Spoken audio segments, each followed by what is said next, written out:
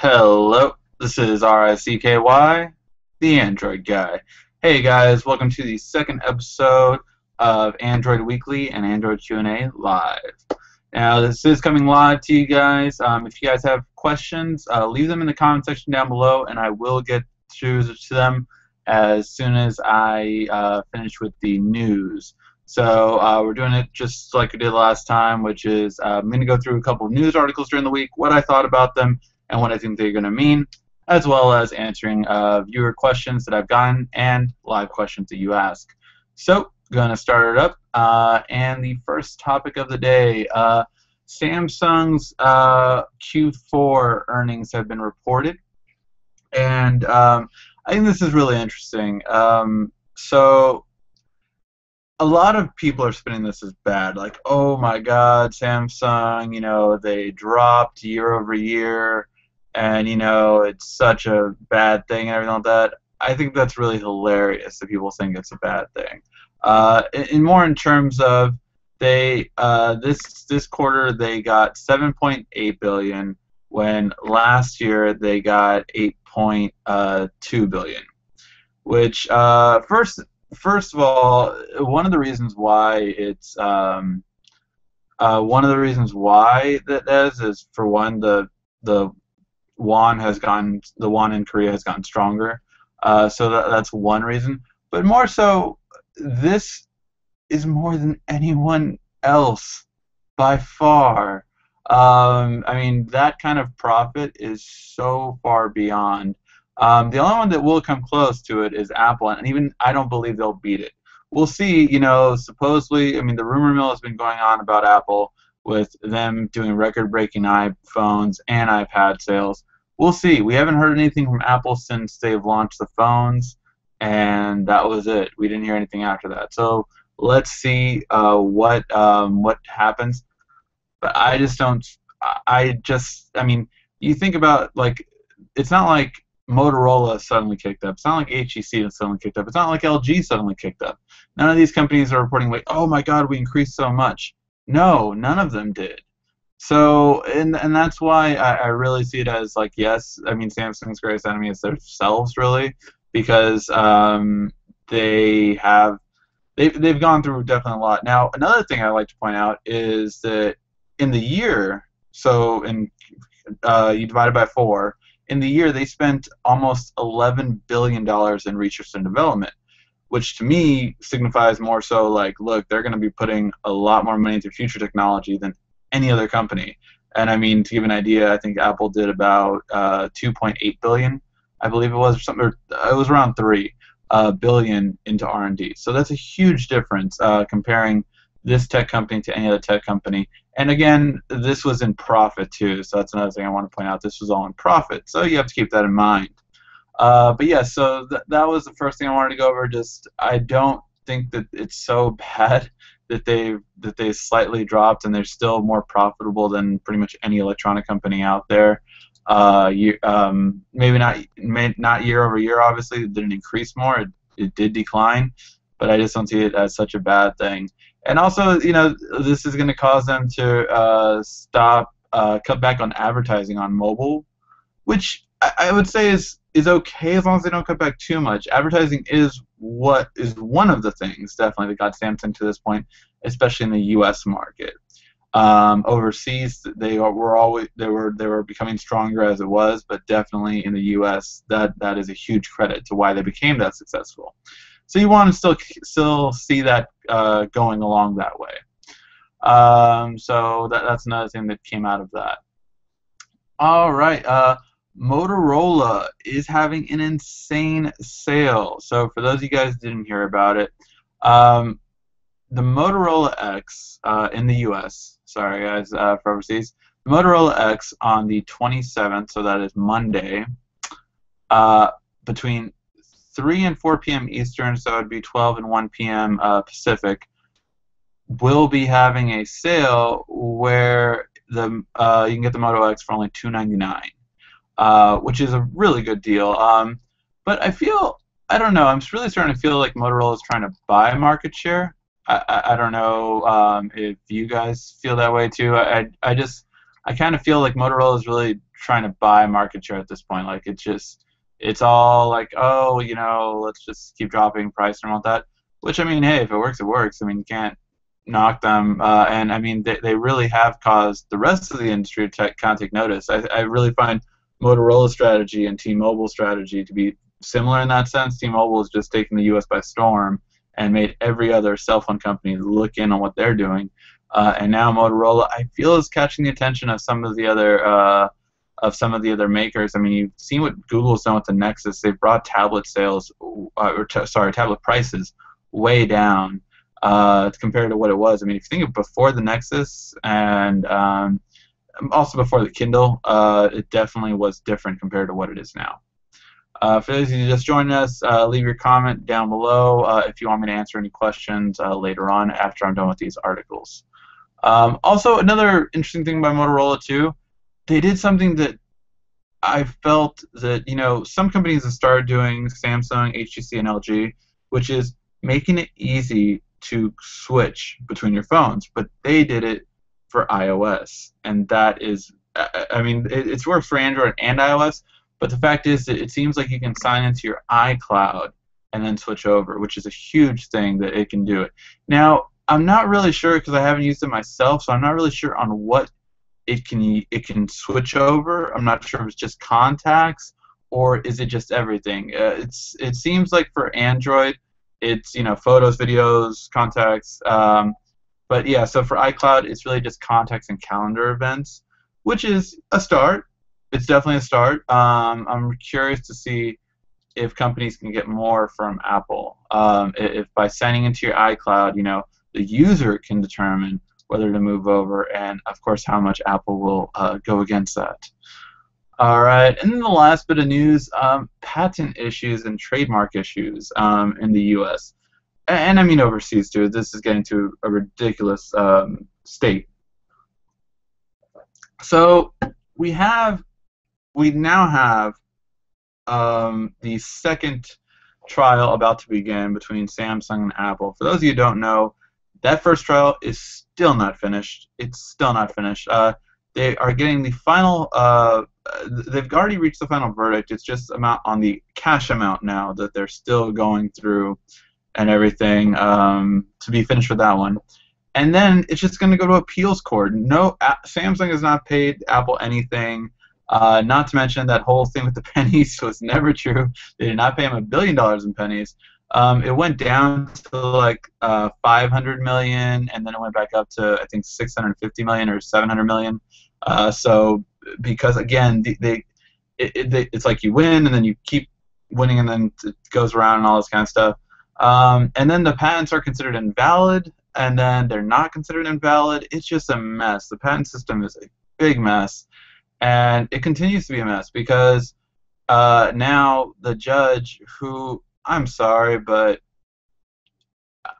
I don't like to smear, people's names and everything like that, but Judge Lucy Coe, I just do not know why would you throw out a patent before it even begins? So she threw out one of Samsung's patents, and she's already or no, sorry, if I remember correctly, yeah, she voided 2 of Samsung's patents that had to do with what had to do with certain things, and then she already said that one of Apple's patents is it's clear to any jury that the jury didn't even need to see it, which is autocorrect. It's an autocorrect patent, which is silly because autocorrect was something that existed before Apple. So it's just, again, it's these things that really the patent system is messed up. It's definitely messed up, but it's just the fact that as a judge who is trying to be fair and impartial, which I don't think we've seen by this judge at all, why would you throw out 2 patents and approve one before the court system when that's not it's not really for you to do, is really my thing. It's not, I mean, yes, you have the right to do it, but should you do it if you're trying to be impartial? No, you shouldn't. So that's one thing. And then, again, to show you how bad this system is messed up and just something really needs to be done about it, besides the patent system, you have the trademark system that just approved Candy Crush's trademark of the word candy. So you can't use candy, and now they're trying to trademark Saga as well for other. They're making it so if you have candy in the word of your mobile game, you can't have a mobile game. No, that infringes on their trademark name because people are going to confuse your candy for their candy game. Even if yours is like, Candyland, something that's been around a lot longer. If you make a mobile version of Candyland now, no, people are going to confuse you with Candy Crush. And they've tried to do this to a game that had Saga in the title. Games had the name Saga way before Candy Crush. I don't. It's really just shows you how absurd this thing is, and it's definitely really bad. It's really bad that it's getting to this kind of level. So yeah. Again, guys, if you have questions, leave them in the comment section down below. I should be able to see them. I'm trying to refresh it every so often just to make sure that yes, I can see it and it's going fine. Okay, and so now we're going to get to some of the questions that a couple of you guys have asked. So Tigerus Smith asked, or he or she, I'm not actually sure. Tigerus, I'm guessing it's a she.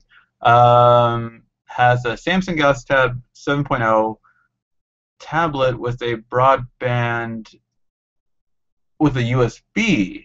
Okay, it sounds like it's a USB broadband service, and she purchased an on-the-go cable for the device, and it's not working.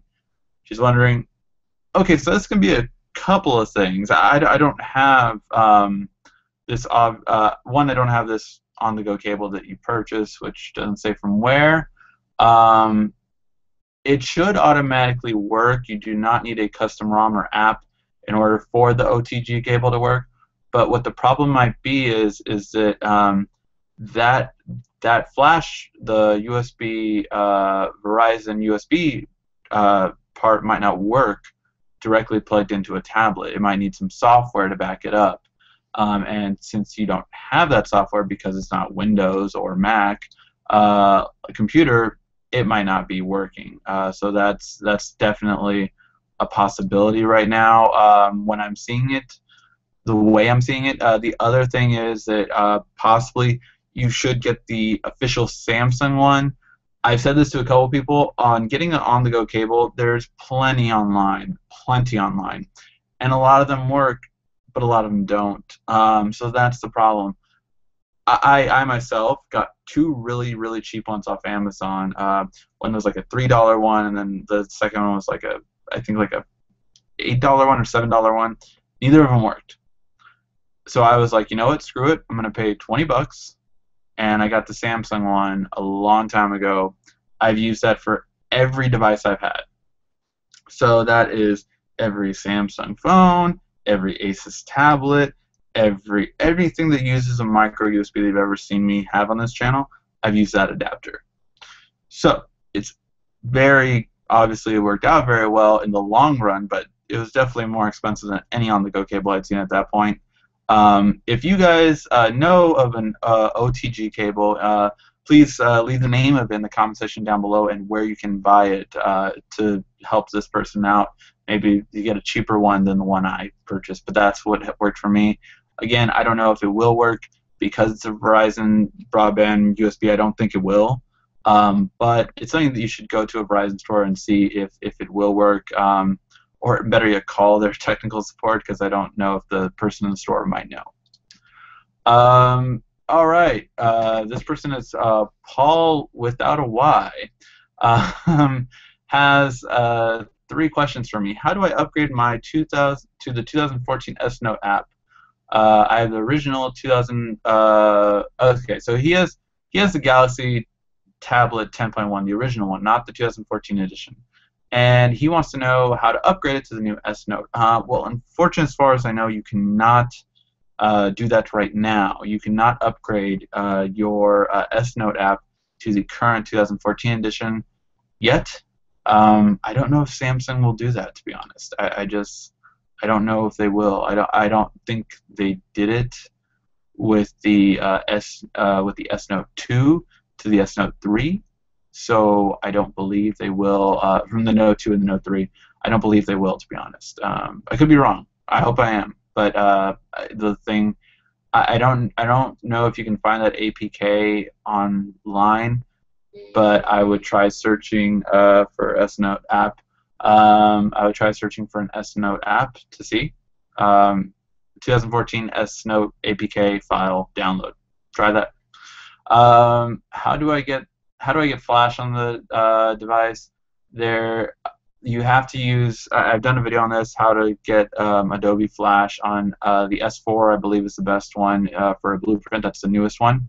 So look at my video and for any of you who want to get Adobe Flash on your Android device. Look at the how to get Adobe Flash on the Galaxy S4, and that pretty much has all of the answers that you're looking for.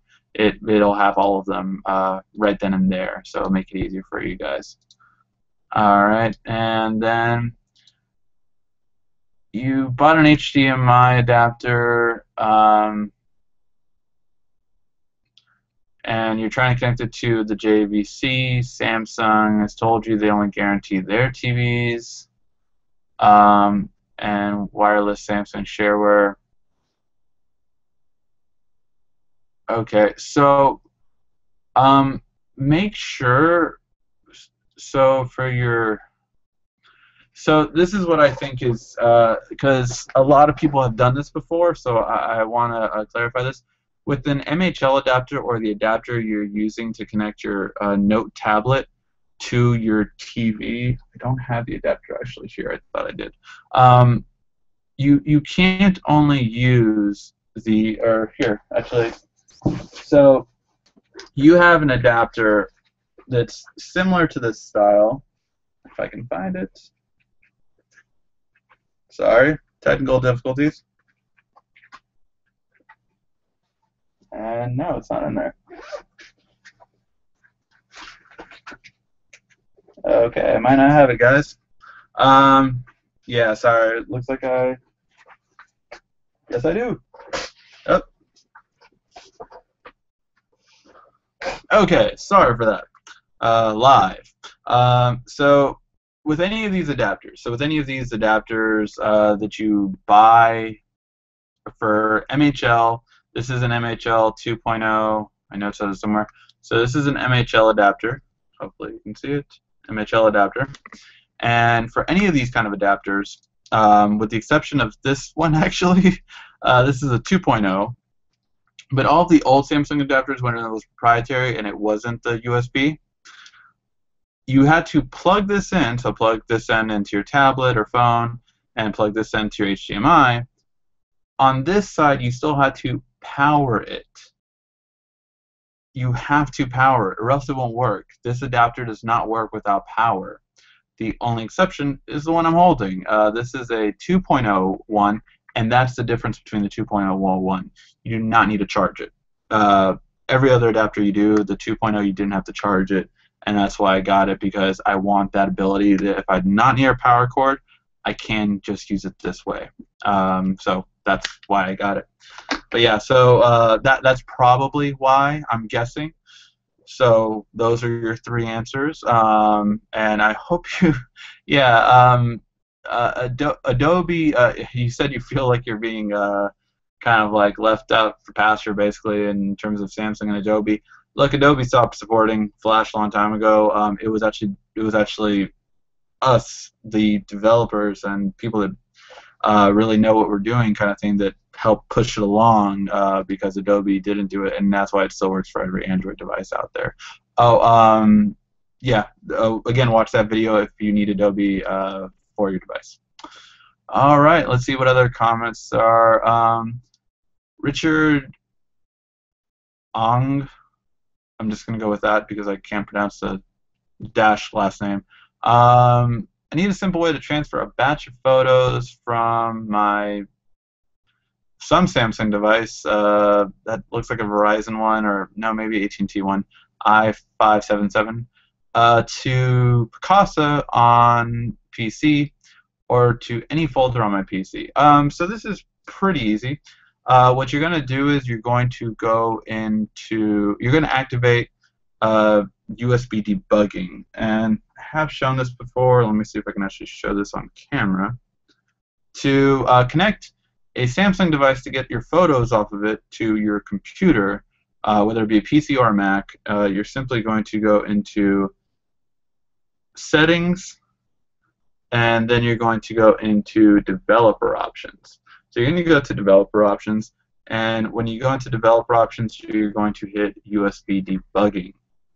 So, and that will allow you to connect it to your computer, and your computer sees this as an external hard drive. So your phone, when you actually connect it to your computer, as I can do,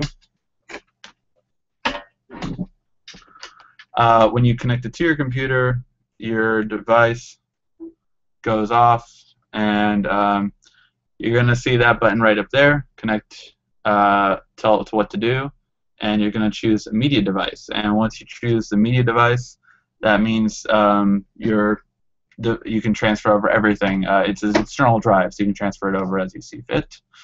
And just trying to see if there's any live questions going right now. Doesn't look like it. Says my streaming is a little bad. Sorry for that. Hopefully you guys can see it okay. And still don't see live questions. If you have posted, I am sorry, but I don't see any, at least at this point. How do you put music on your laptop to the HP Slate 7? So the way I just said is the exact same thing you can do, actually. You can actually just simply transfer it over. Once you have USB debugging unlocked, you can actually just transfer everything over from your device or from your computer to your device, and vice versa. I mean, that's ideal. It can even transfer things from your memory card. So if you want to transfer things from your computer right to your memory card, you can do that too, or vice versa. If you want to take all your photos that you've been taking with your cell phone and put on your computer from your memory card to your computer, that does it as well. So that's how you do that. Stephen Evans, that's how you do that. And Demi Gili, I think I'm pronouncing that right. Greetings from Germany. Happy 2014 to you and your family. Thank you very much, sir. Happy 2014 to you, sir. Making all these awesome videos. Question: is there a way to pair the Intuos pen with the Note 10.1 or with the Note 10.1? Thanks. Can you hook up an external webcam to the Logitech, like Logitech, to the Note 10.1? Veteran working overseas. Well, first of all, thank you for being a veteran. Unfortunately, no. As far as I know, both of those will not work at this time, at least. I'm guessing you want a better front webcam than the one that the Note provides, which I completely understand, especially if you're communicating with your family overseas. But no, there's no way to do the webcam, as far as I know. Now, this is for right now, because one thing, the company you mentioned, Logitech, is really getting into supporting tablets. They actually had a booming quarter because they put so much into tablet accessories in Q4, more than any other accessory maker, and it paid off, which is true, because the more accessories you want, the more accessories that'll be out there. So they are beginning to really support Samsung accessories too. We're starting to see a lot of their cases and keyboards for tablets. I'm hoping to get mine when I get the Note 10.1 2014 edition. So really curious to see how these work. But as far as the webcam, at least at this point, no, there's no current webcam that works for a tablet, as far as I know. As well as for the Intuos pen, no. The most accurate pen you have is the S Pen, and it did improve on the 2014 edition. The pressure sensitivity is better. Still not up to the Intuos level, but as close as can be. I mean, it's made by Wacom as well, but it's more like I would say at the Bamboo level, comparing to the other ones out there. So that is it. Again, do you guys have any live questions? Leave it in the comment section down below. From what I can see, there hasn't been. there hasn't been any, so I'm going off of that. Hopefully that is correct. And I'm just kind of seeing what else. Oh, thank you.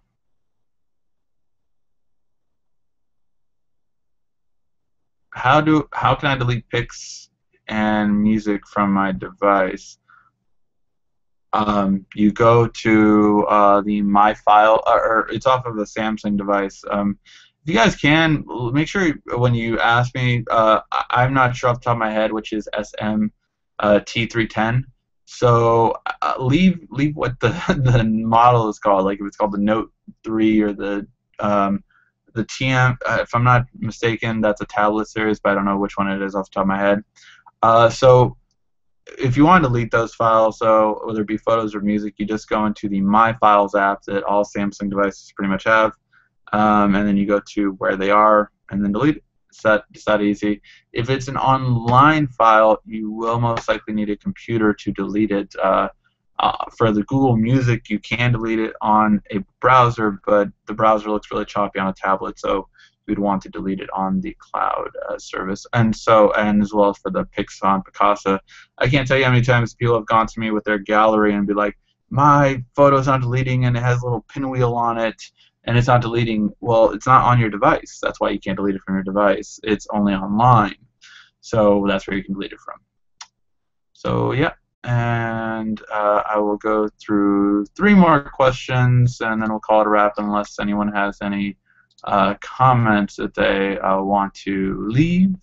Then that will be fine, and then we'll call it a show. All right. I need help with HTC One Wi-Fi. It doesn't turn on. I click it, turning on Wi-Fi, but then it's been saying that for the past 5 days, turning on Wi-Fi. Wow. Yeah, that's it's not something that even an app would probably do. In the case of you have a Wi-Fi issue, then I would say it shouldn't. Turning it on and off won't do it. Try airplane mode. See if it's kind of like a hard reset for it. Try turning the phone off as well, which I'm sure you've already tried. And if not, unfortunately, I would say you have to factory reset it and see if that works. Try backing up all your files and everything like that before you do it. And yes. And let's see this one. Oh yes, this was actually one that I wanted to talk about. Viruses. This was actually one of the topics, big topics. I've been getting a lot of questions about viruses. A lot of questions about viruses. So I wanted to again bring this to attention. I have a video that's gotten really high up there in views called "The Truth About Viruses on Android," and where I explain that they're bullshit. There are no viruses on Android. Now, if you download from the Google Play Store, you will never get a virus on Android. Never, ever. It's 99.7% of viruses are not on the Play Store. They're not. So unless you literally are the unluckiest person to ever download an app, and you're not getting a virus. How do you get viruses? You go to the same thing you go through on a PC. You go through bad websites, either porn or you're trying to download something illegally or something like that. That's how you're getting these viruses if you did get a virus. What most people end up getting is not a virus. It's actually a pop-up ad. And I'm going to do another video on this. I've been promising this because this needs to be said again. There are no viruses on Android. All the stuff you see about malware and, oh my god, it's infecting and all that kind of stuff is complete bullshit. It is complete bullshit. If you actually see it, every single time it's by a security company. So you have it from Norton, you have it from, AVG. You have it from all these companies that want you to download their security software and pay for it. And that's why they're saying this. Sorry, that's the truth. If you have a pop-up ad on your device, what you need to download is this, which again I'll do a video on it, and it's called Air Push Detector. It's called the new Air Push Detector. Download this app, and what it'll do, it'll actually show you the different type of pop-up ads that you think is a virus, but it's not. And this goes between push ads. Hopefully you guys can see that. No, it's too blurry. Push ads, wall ads, and icon ads. And this is what people generally think is a virus on Android, but it's not. So yeah, you don't have to worry about it. It's not a virus on Charles. Okay. Someone left a comment to check my email because they did email me. All right. You followed the rules, so I will actually go out of my way to go check that right now. All right. You're asking a question, Charles L.